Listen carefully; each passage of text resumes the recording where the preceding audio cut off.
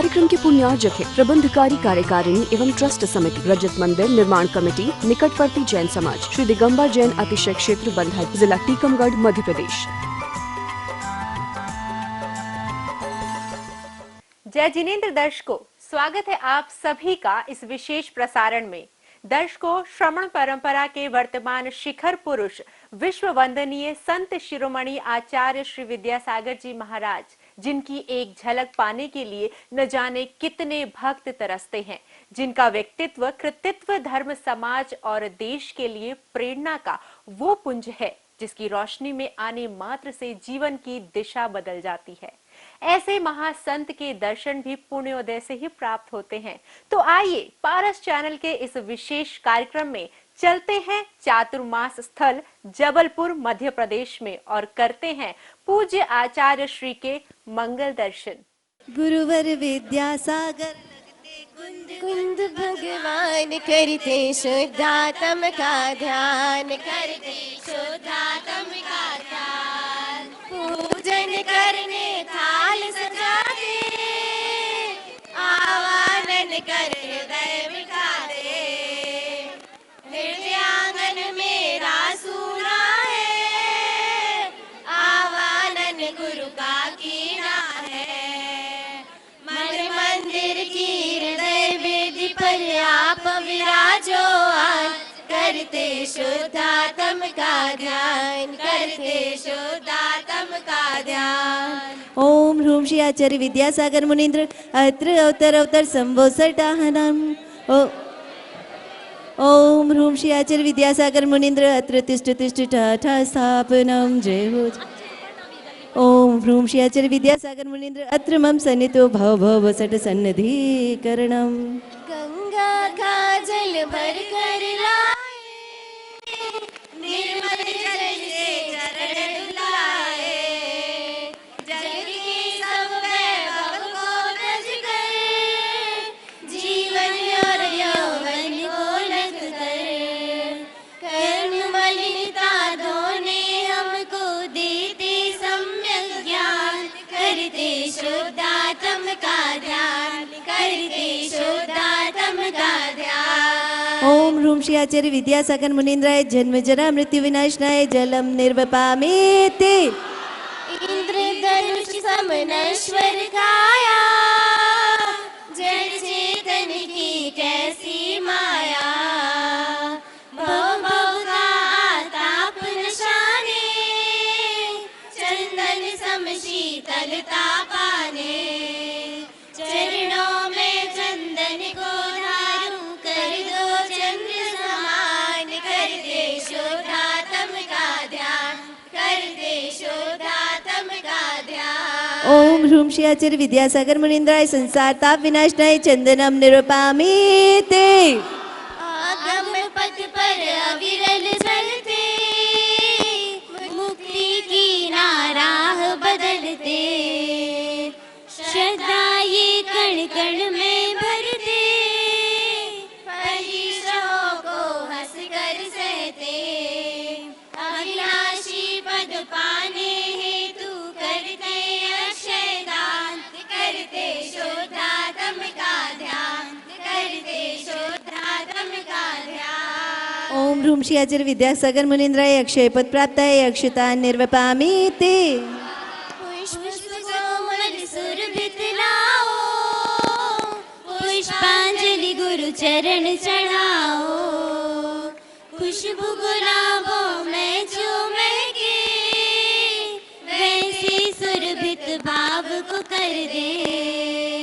मन के सभी विकार को तजने पाओ आत्म ज्ञान, करते शुद्धात्म का ध्यान, करते शुद्धात्म का ध्यान। ओम ह्रूम श्री आचार्य विद्यासागर मुनीन्द्राय कामबाण विध्वंसनाय पुष्पम निर्वपामीते। तन को अब तक खूब खिलाया, फिर भी तृप्त कहाँ हो पाया। खट्टे और मीठे रस त्यागे, ऐसे गुरु के चरण के आगे। क्षुधा रोग के नाश करने को अर्पित सब पकवान, करते शुद्धा शुद्धात्म का ध्यान। ओम ह्रूं श्री आचार्य विद्यासागर मुनीन्द्राय शुद्धारोग विनाशनाय नैवेद्यम निर्वपामीति। आओ जगमग दीप जलाओ, मोह विनाशक तम को भगाओ। चांद सितारों से थाल सजाकर, गुरुवर के चरणों में अर्पण कर। मेरा अंतर दीप जला दो कृपा सिंधु भगवान। करते शुद्धात्म का ध्यान, करते शुद्धात्म का ध्यान। ओम ह्रूं श्री आचार्य विद्यासागर मुनीन्द्राय मोहांधकार विनाशनाय दीपम निर्वपामीति। कर्मों का ये खेल निराला, हम पर ऐसा जादू डाला। आते जाते कर्म नशाए, धुआयन में उन्हें जलाए। अष्ट कर्म का क्षय हो मेरा, बनने सिद्ध समान। करते शुद्धात्म का ध्यान, करते शुद्धात्म का ध्यान। ओम ह्रूं श्री आचार्य विद्यासागर मुनीन्द्राय अष्टकर्म दहनाय धूपम निर्वपामीति। जग में जिसको अपना लेते, छोड़ के मुझको वे चल देते। कभी नाकुल व्याकुल होए, फल बस मिले निराकुल होवे। मोक्ष महल पाने को चल दे, सच्चे सुख को जान। करते शुद्धात्म का ध्यान, करते शुद्धात्म का ध्यान। ओम ह्रूं श्री आचार्य विद्यासागर मुनीन्द्राय मोक्ष फल प्राप्ताय फलम निर्वपामीति। अर्घ्य समर्पण करने लाए, अष्टरवि से भर कर लाए। श्रद्धाचारित की भक्ति से, भावों की पूरी भक्ति से। गुरु को अर्घ्य चढ़ाने आए, बनने को गुणवान। करते शुद्धात्म का ध्यान, करते शुद्धात्म का ध्यान। ओम ह्रूं श्री आचार्य विद्यासागर मुनीन्द्राय अनर्घ्य पद प्राप्ताय अर्घ्यम निर्वपामीति। हमारे आओ विद्यासागर जी।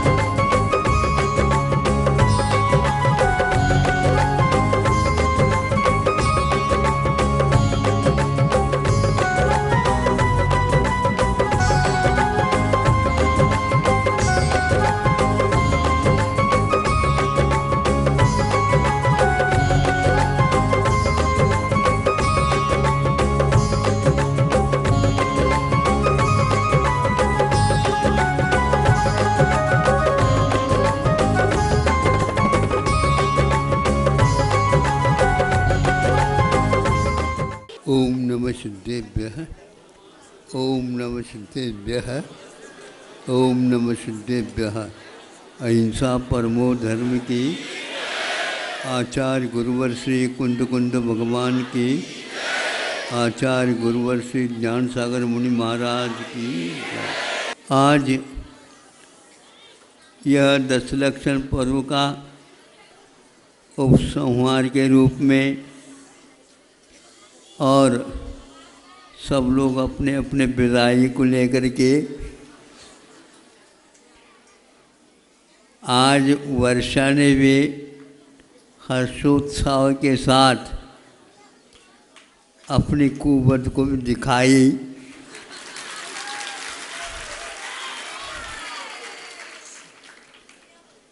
एकदम नदी नाले जैसे चढ़ करके आ रहे हो और पर्व के बाद तो आप समझते हैं पर्व से कई गुना भीड़ आती है, संभालना बहुत कठिन है। किंतु हर्षोत्साह के साथ सब लोगों ने अपने अपने स्थान में पर्वराज दशलक्षण धर्म की आराधना करते हुए इसको एक वर्ष में 10 दिन आते हैं उसको मनाया। सब जगह सर्वत्र सुभिक्ष का जैसे काल आया हो, यह एक प्रकार से पंचम काल होते हुए भी धर्म का अवशेष अभी भी है, इसको बता रहा है। अभी आगम के अनुसार मुख्य रूप से प्रधानता देते हुए जिस काल की परिगणना की गई है वैसे अभी 21,000 लगभग वर्ष शेष हैं, कुछ निकल चुके हैं। किंतु कहीं कहीं पर ऐसा भी प्रमाण मिलता है आज 16-17 हज़ार वर्ष हो गए हैं और शेष अब कितना रह गया आप देख लो। कोई पता नहीं लगता, लेकिन इतिहास है।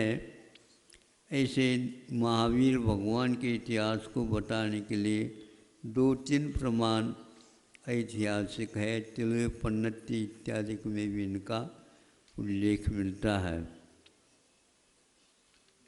अब जब तक ये है तब तक तो कुछ हम बचा कुचा जो कुछ भी है बाजार में जब अच्छे अच्छे माल सब बिक जाते हैं तो रह जाता शेष थोड़े बहुत, उसी में अपना संतोष करके हम कर लें। लेकिन ये ध्यान रखना जहाँ पर तीर्थंकरों का रह करके जाना हुआ है वह स्थान भी पवित्र होता है और शिरोधार हो जाता है।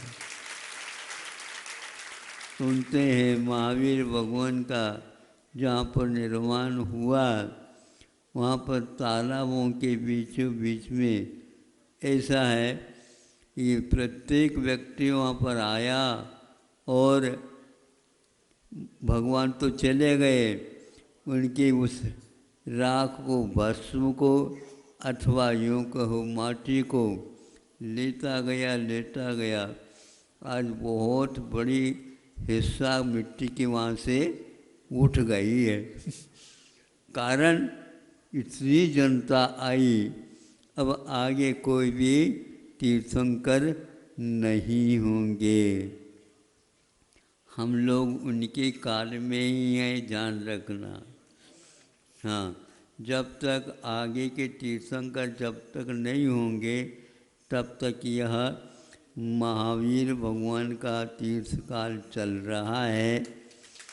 उसके मन वचन काय से भक्ति करें, पूजन करें, स्तुति करें, स्मरण करें और उनके द्वारा प्रदत्त जो उपदेश है उनको आचार्यों के द्वारा ग्रहण करके पुस्तक के शास्त्र के रूप में हमारे सामने रखा गया है। अपने क्षयोपशम के अनुसार उसका हम मंथन करें, भक्ति करें।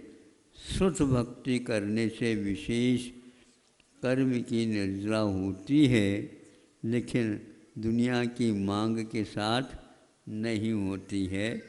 इसलिए सारे लोभों को छोड़ करके हमें देवगुरु शास्त्र की आराधना करना अवभाग्य मान करके। अहिंसा परमो धर्म। और कुछ नहीं किया, इसका उत्तर उनके पास था नहीं, रहेगा भी नहीं। क्योंकि हर बात में आप लोगों को कहा जाता है आप तो दर्शन के माध्यम से चलते हो, विज्ञान से तो आप अछूते हो। आओ, विज्ञान वह दर्शन से यदि अछूता है तो उसको विज्ञान कौन कहेगा? आप लोगों ने कहा होगा, माना होगा, वह विज्ञान नहीं होता। जो विज्ञान वह है जो नहीं दिख रहा इंद्रियों के द्वारा,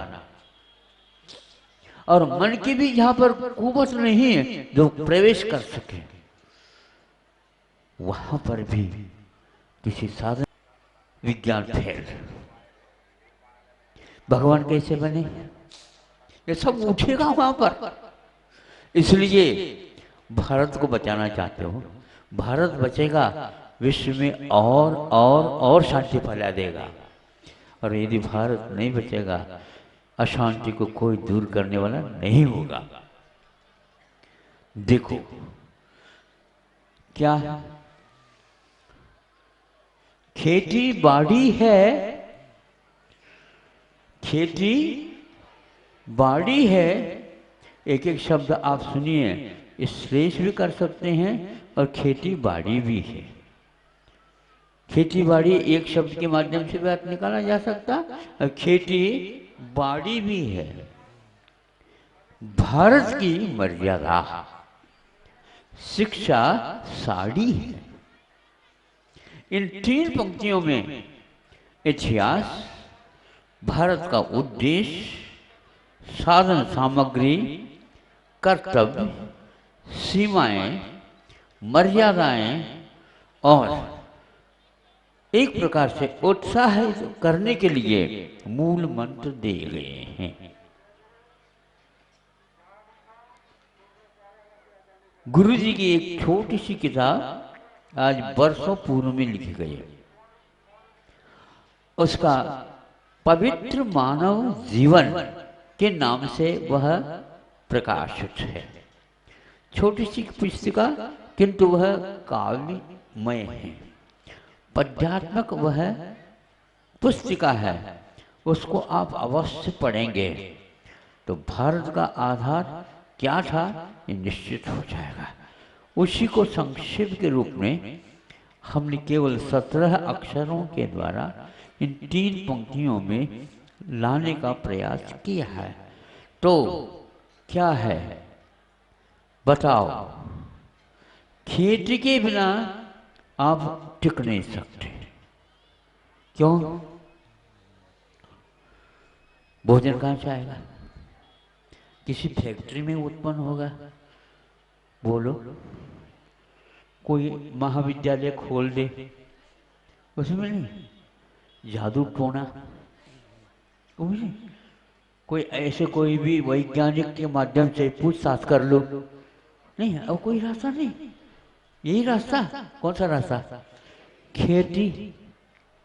खेती ये शब्द कहाँ से आया?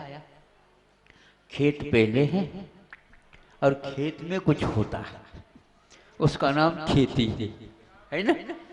और वही किसान भी होता है, ये खेती करने वाला है। तो कब करता है? बीज राख फल भोग वे जो किसान जगमाय। ये क्या है?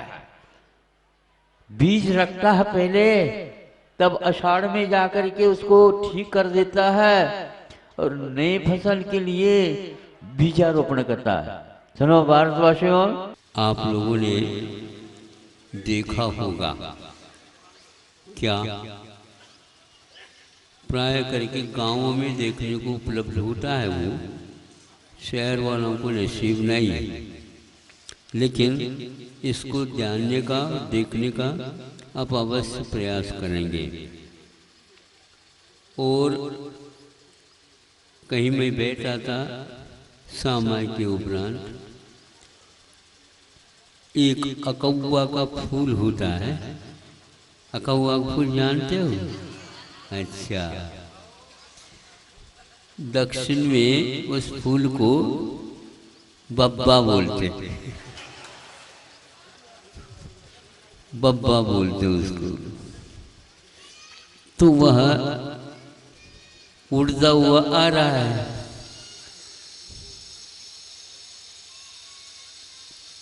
हवा नहीं भी चले तो भी वह बब्बा उड़ते ही रहते। अब उड़ता हुआ वो आया।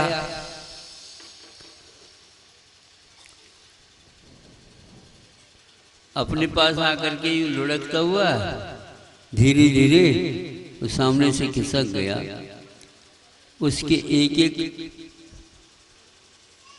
क्या बोले उसको, रोमा, रोम नहीं कह रहते, वो बहुत ही सूक्ष्म, जैसे आपके गलीचा वगैरह बनते हैं ना मखमल के, हाँ रोम टाइप ऐसा ही था। और एक नाप के थे, बीचों बीच में एक बीज सा रहता है, काला काला सा रहता है। ये उस बब्बा का परिचय है। कुछ समय के लिए रुका वो, फिर इसके उपरांत हवा लगने से पुनः लुढ़क गया, फिर इसके उपरांत आसमान में हो गया। फिर ऐसे करते करते हमारे सामने भी कई बार आना जाना हुआ। अब देखो, अर्कतूल की उपमा अगुर लघु कर्म के लिए दिया गया। सर्वार सिद्धि में वह अकौवा की फूल अर्कतूल जिसको बोलते हैं, उड़ता है। और अयोपिंड मैंने लोहे का पिंड होता है, वह नीचे की ओर जाता है। ये दोनों की विपरीत दशाएं हैं। किंतु अगुलवत को देखने से, कर्म को लेने से, वो कहता है न ही अर्कतूल की भांति उड़ता है और न ही अयोपिंड का मतलब लोह पिंड की भांति वह नीचे गिरता है, जिस कर्म से उसका नाम अगुलघु नाम कर्म है। ये तो मुझे याद आ गया। फिर बाद में वहीं पर वह लुढ़कता और थोड़ा सा गया और वह वहीं के वहीं चिपक गया। देखो ये रत्तो बंदेरी कम मुंचदी जी वो विराग संपन्न, ये गाथा चरितार्थ।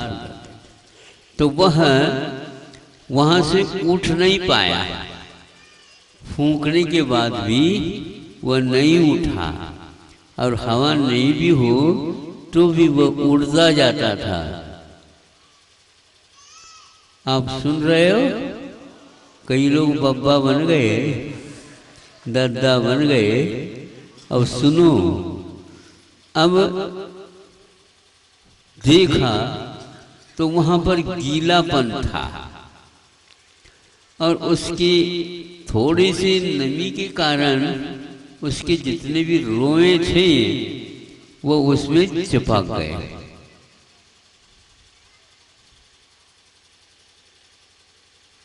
आत्मा को क्या हो गया है इसके माध्यम से ज्ञात होता है। हम लोगों को क्या कौन सी बीमारी लगी ये इससे ज्ञात होता है। हमने पराय वस्तु को स्वीकार कर लिया। पराय वस्तु आकर चिपकते नहीं, हम जाकर के उनमें चिपक जाते। ये हुआ और वह उठ नहीं पाया, बब्बा वहीं के वहीं रह गए। कुछ समय के उपरांत वह और गीले होने के कारण वहीं के वहीं उसका अस्तित्व ही समाप्त हो गया। परिग्रह एक ऐसी वस्तु है जो हमें इसमें डुबोने में कारण है। यदि हम पर वस्तु से नहीं चिपकते हैं तो कोई भी संसार में वस्तु पदार्थ नहीं जो हमें अन्य द्रव्यों से चिपका दे। अब जवान जो है उनके लिए तो विशेष मुझे कहना नहीं है, क्योंकि जिनके यहाँ दद्दा बब्बा और विद्यमान हैं उनके सामने हम केवल जवान के लिए उपदेश दें ये ठीक भी नहीं लगता। बब्बा जाते जाते समय जो कुछ भी है, सुन रहे हो आपका पंच कल्याणक महोत्सव पूर्ण हो चुका है। अब शांतिनाथ भगवान अपने स्थान पर आ चुके हैं और जो कुछ भी है वह कार्यक्रम आपका चलता रहेगा।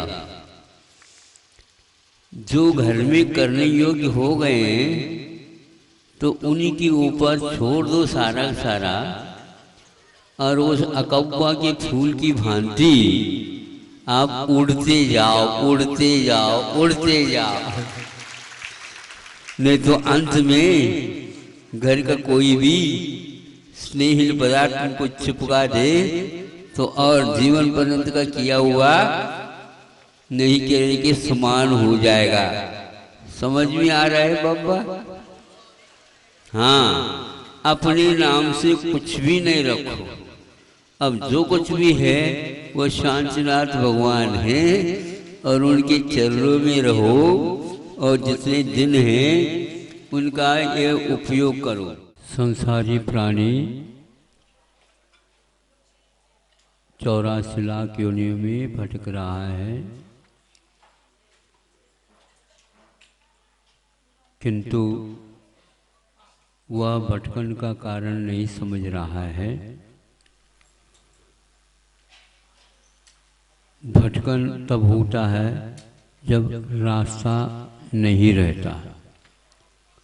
जहाँ रास्ता नहीं रहता है तो भटकना तो स्वाभाविक, किंतु जब बहुत सारे रास्ते हो जाते हैं वहाँ पर भी गाफिल होना स्वाभाविक। समझ रहे हो आप? तो जहाँ रास्ता ही नहीं है, पगडंडी है, तो कैसे करें? जब रास्ता है तो बहुत सारे हैं तो रास्ता क्या करें? जिस रास्ते से महान व्यक्ति गए हैं अथवा जहाँ से महान व्यक्ति गुजरते हैं वही महान रास्ता हम लोगों के लिए बन जाता है। अब वो भी संसार में थे, आप भी संसार हैं, हम भी संसारी, किंतु वो महा कैसे कहलाएं?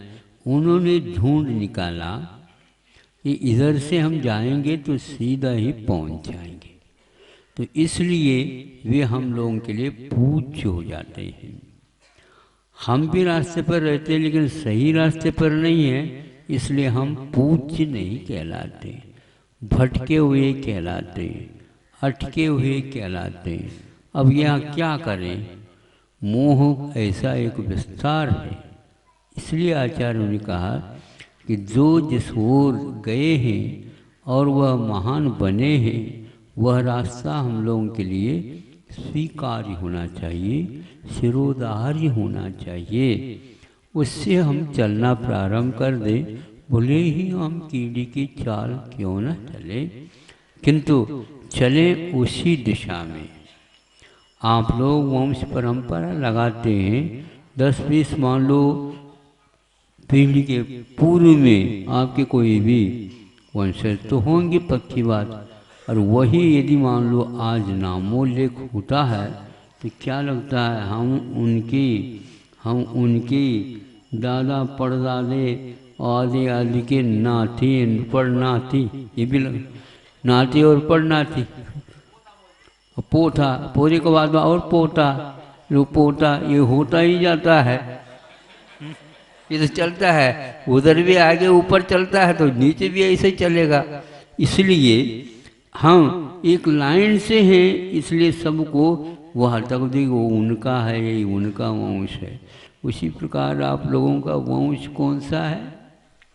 अब यह कहा ना महाराज हमारा छोटा सा संसार, संसार तो अनंत काल हो गया है, वचन में तो बोल दिया ना महाराज हमारा छोटा सा संसार आयु, मतलब संसार में हम आए कि इसका अर्थ क्या होता? हाँ, तारने के लिए। तो आप ही इधर आ जाओ ना। हाँ, हम आपके संसार छोटे संसार में आने की अपेक्षा से आप ही इधर आ जाओ। हैं? तर जाओगे, कैसा होगा? तो इसलिए वो महापूज्य इसलिए बन गए कि उन्होंने रास्ता ढूंढ निकाला। और हमारा सौभाग्य है कि उनके रास्ते पर हम चलते हैं तो बिना कसरत, बिना मेहनत, बिना कठिनाई के, और उनके पीछे पीछे लग जाना चाहिए। लेकिन पीछे लगना भी बहुत कठिन होता है, नहीं समझे? पीछे लगना भी बहुत कठिन होता है, क्योंकि वह जिस ओर जा रहे हैं उसी ओर हमें भी चलना ही है और मानसिकता भी बनानी है, समझे? मानसिकता तो बहुत कठिनाई होती महाराज, फिर आप भटके ही रहेंगे। हाँ, क्योंकि उद्देश्य के अनुसार ही आप राहगीर कहलाते हैं। यदि आपका उद्देश्य नहीं रहेगा तो राहगीर नहीं कहलाओगे। तो राहगीर यदि नहीं बनोगे तो फिर आगे जा कर के आप कैसे सफलता प्राप्त करोगे? आज समय ज़्यादा हो गया था, इतना ही बताना चाहता हूँ। अब आपका छोटा सा संसार बना रहे, महासंसार न बने। छोटे संसार को कहा गया विपरीत संसार। परीत मैंने तट की ओर, तट की ओर, नहीं समझे? अब तट की ओर आ रहे हो, तट के ओर छलांग लेना है। देखो कैसे नहीं हुआ, पीछे कर दिया। यहाँ पर तो 10 मिनट का है, मैं 10 मिनट। ये आगे है क्या? वो पीछे कर दिया हैं? वो सही है, सही है। तो फिर ठीक है, आप लोग अपने संसार को छोटा बना दो, छोटा बनाते जाओ जितना बन सके। जैसे कैसे जितना बनाओ उतना ही तो छोटा ही होता जाएगा। हाँ, ये बिल्कुल मोह को कम करने से छोटा बनता है, परिग्रह को कम करने से छोटा बनता है। यदि परिग्रह आपके पास ज़्यादा जुड़ गया है, जिसके पास कुछ नहीं है उसके ऊपर अनुग्रह करके उसको उठा दो, तो आपका भी छोटा हो गया और आपका आपके साथ वह भी हो गया। तो आप छोटे संसार वाले कहलाएंगे, तो आपके साथ रहने वाला बड़ा संसारी कैसे हो सकता? वो भी छोटा हो जाएगा। इस प्रकार सभी लोगों के संसार को छोटा जो बनाने में लगा है वो धन्यवाद का पात्र है। साथ ही बनाते चले जाओ। अपने पास रह गया थोड़े बहुत, मान लो ज़्यादा भूल से कमा लिया, नहीं समझे? भूल से थोड़े से ज़्यादा कमा लिया तो कोई बात नहीं, भूल से ही थोड़े से ज़्यादा उनको दे दिया। अपने यहाँ दान की व्यवस्था है। मुख्य रूप से दान भगवान को तो लेते नहीं। आपका दान स्वीकार है भगवान को? वो तो संसारातीत हो गए। आप छोटे संसार वाले बनना चाहते हो तो और जो हैं उनके लिए सहयोग देते जाओ और उनको भी अपने दल में, अपने पार्टी में बदल ले जाओ। नहीं तो उनके दल में जाकर के मिल जाएंगे तो दलदल हो जाएगा, नहीं समझे? उससे तो निर्दल ही ठीक है, हैं? हाँ हाँ, 2 प्रकार के वजन होते हैं। एक शारीरिक वजन, नहीं समझे? हाँ, 2 प्रकार के वजन अपने अपने कम करो। देखो जो व्यक्ति वजन कम करता जाता तो उसका वजन बढ़ता जाता है। अरे ये वजनदार व्यक्ति हो, बहुत वजनदार व्यक्ति, तो काय के लिए? हाँ, ये है गुणों की अपेक्षा से, उदारता की अपेक्षा से वो बहुत वजनदार है व्यक्ति।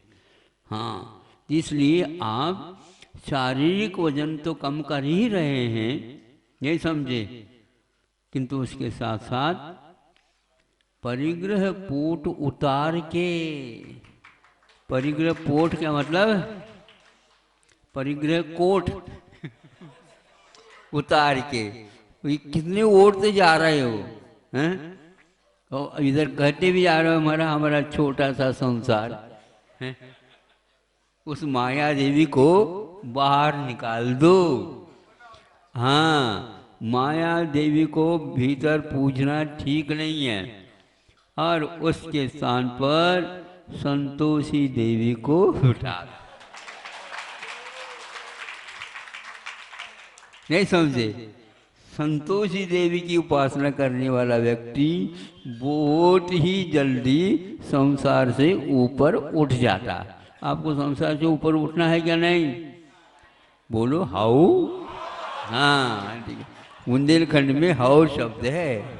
हाँ है, हाउ कहलाते हैं। तो इस प्रकार यदि बनाएंगे बहुत ही अच्छा काम होगा। इतना ही मैं समझता हूँ, बाकी सब आपका ठीक है। अभी आपके सामने पूजन हो रही थी, और चूंकि आप संगीत प्रेमी हैं इसलिए संगीत भी इसके साथ जुड़ा हुआ है। गीत भी चाहिए, संगीत भी चाहिए आप लोगों को, किंतु संगीत का अनुपात भी आप लोगों को ज्ञात रखना चाहिए। 100 व्यक्ति यहाँ पर बैठे नहीं, और आप इतनी तेज विद्युत के करंट के साथ उसको चला रहे हैं, एक भी गीत के शब्द का अर्थ समझ में नहीं आएगा। समझ में आए या नहीं आए, हम तो सुन रहे हैं। तो ये अपने आप में अच्छा उत्तर नहीं माना जाता। जब आपको भी सुनने में समझ में नहीं आता है तो फिर आएगा कौन? किसको?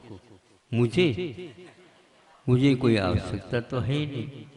इसीलिए संगीत का गीत के साथ अनुपात भी होना चाहिए। साथ तो होना चाहिए लेकिन अनुपात होना चाहिए। वो बार बार गीतकार देखते रहते या नहीं समझे? हाँ नहीं समझे, थोड़े से उठा दो।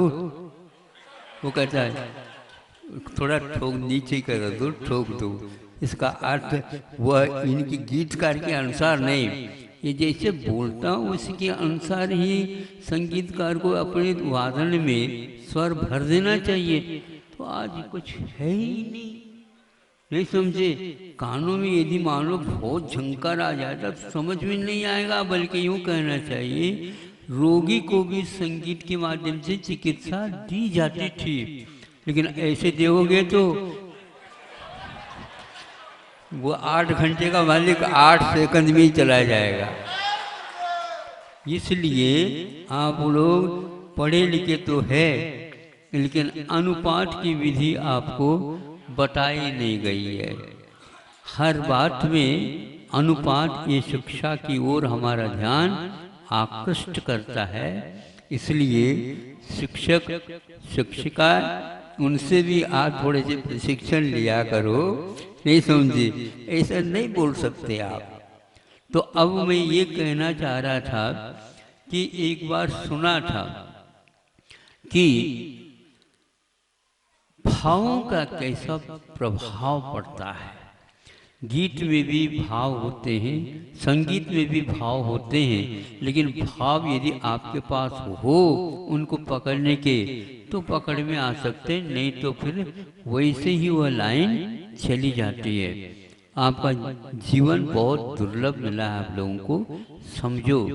तो क्या सुना था? ये सुना था कि भावों का क्या प्रभाव। आज का विज्ञान इसको माने या न माने, किंतु भावों का अपने आप में महत्व रहता है, ये मैं बताना चाहता हूँ। तो उन्होंने ये बताया कि एक पुरुष है और वह भी अपने मुख में पानी लेकर के कुल्ला करता है और कुल्ला करके वहां पर फेंक देता उसको। इसी प्रकार एक महिला भी कुल्ला करती है और वह भी फेंक देती। वहां पर एक बेल है, सुन रहे हो आप? तो सावधानी से सुन रहे हो। पुरुषों को भी सुनना चाहिए और महिलाओं तो सुन ही रहे हैं क्योंकि उनकी बात कही जा रही है।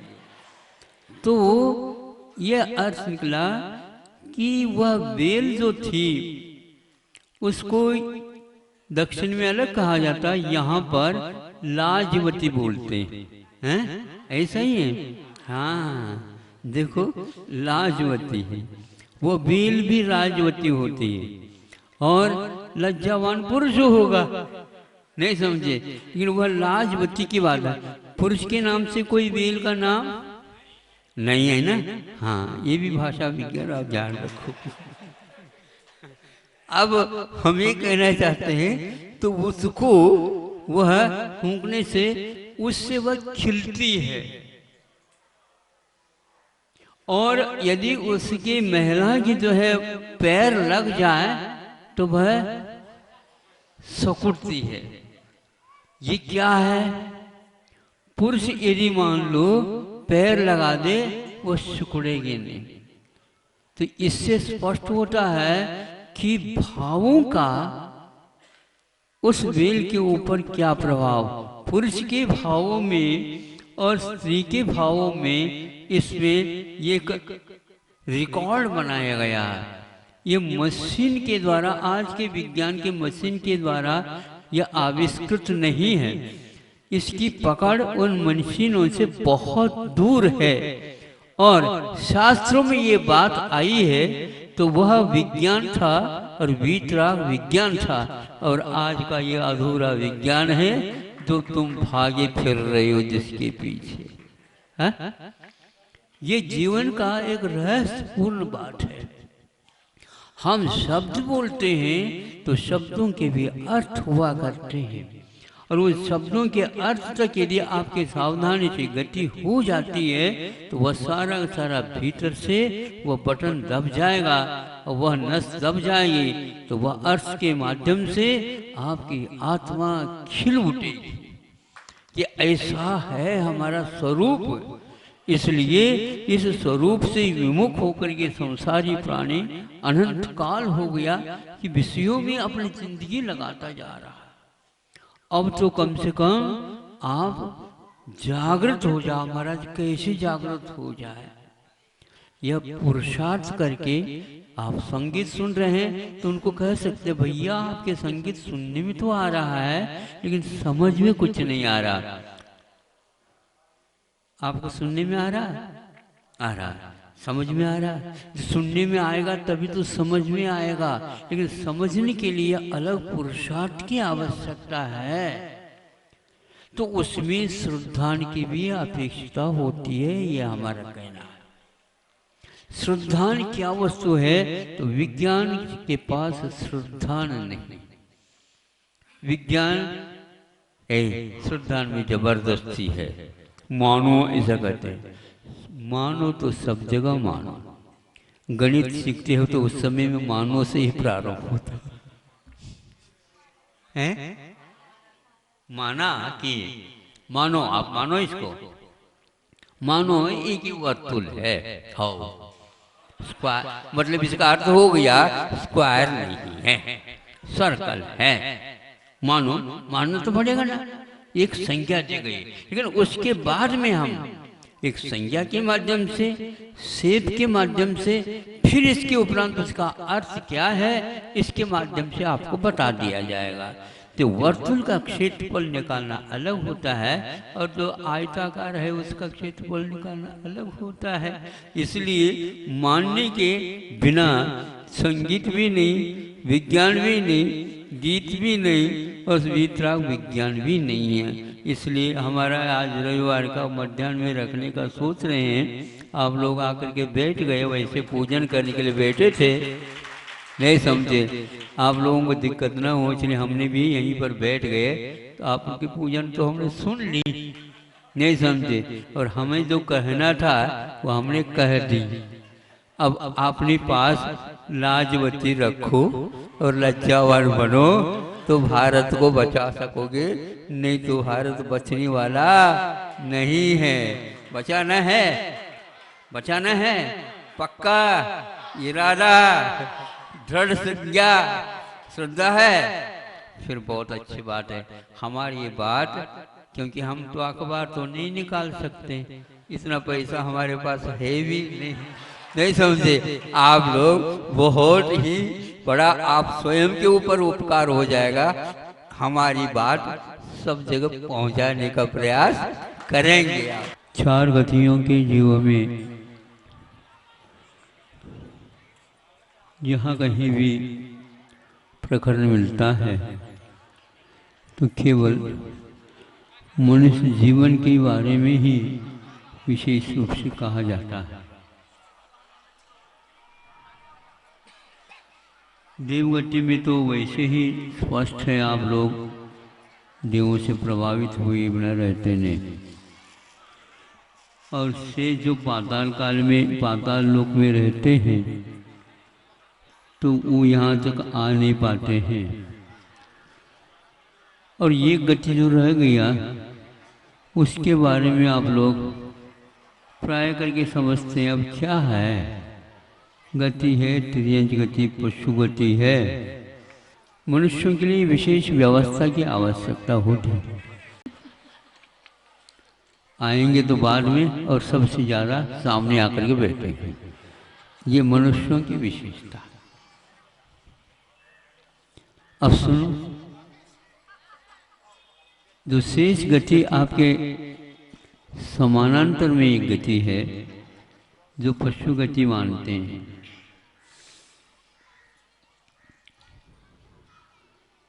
आप लोगों के लिए सारी व्यवस्था दी गई।